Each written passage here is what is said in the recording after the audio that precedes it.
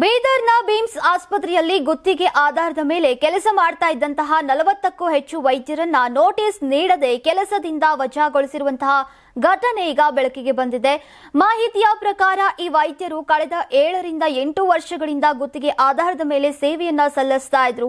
ಆದರೆ ಕಳೆದ 9 ತಿಂಗಳಿನಿಂದ ಇವರಿಗೆ ಸಂಬಳ ನೀಡಲಾಗಿಲ್ಲ. ಈಗ ಯಾವುದೇ ಪೂರ್ವ ನೋಟಿಸ್ ನೀಡದೆ ಏಕಾಏಕಿ ವಜಾಗೊಳಿಸಿರೋದ್ರಿಂದ ವೈದ್ಯರು ಅಸಮಾಧಾನವನ್ನ ವ್ಯಕ್ತಪಡಿಸಿದ್ದಾರೆ.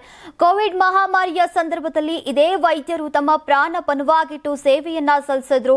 ಪ್ರತಿ ವರ್ಷ ಗುತ್ತಿಗೆ ಅವಧಿ ಮುಗಿದ ನಂತರ ನವೀಕರಣ ಮಾಡ್ತಾ ಇದ್ರು. ಈ ಬಾರಿ ಯಾವುದೇ ಮಾಹಿತಿ ನೀಡದೆ ಸೇವೆಯಿಂದ ತೆಗೆದುಹಾಕಿದ್ದಾರೆ ಅಂತ ವೈದ್ಯರು ಆರೋಪಿಸಿದ್ದಾರೆ.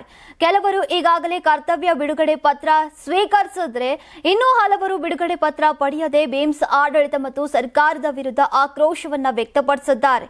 ಒಬ್ಬ ವೈದ್ಯರು ಕಿಡಿಕಾರ್ತ 9 ತಿಂಗಳ ಸಂಬಳವನ್ನೇ ಕೊಡದೆ ನೋಟಿಸ್ ನೀಡದೆ ಕೆಲಸದಿಂದ ತೆಗೆದು ಹಾಕಿರುವುದು ಅನ್ಯಾಯ.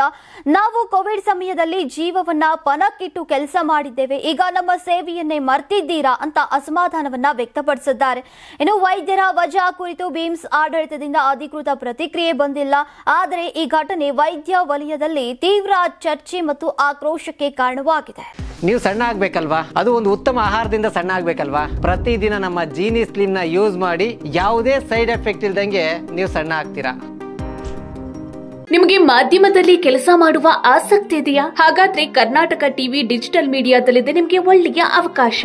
ಆಯ್ಕೆಯಾದವರಿಗೆ ಉಚಿತ ತರಬೇತಿ ಕೊಡ್ತೀವಿ. ತರಬೇತಿ ನಂತರ ಕೆಲಸ ಮಾಡುವ ಅವಕಾಶನೂ ಕೊಡ್ತೀವಿ. ಈ ಕೂಡಲೇ ನಿಮ್ಮ ಮಾಹಿತಿಯನ್ನ ಮೇಲ್ ಮಾಡಿ.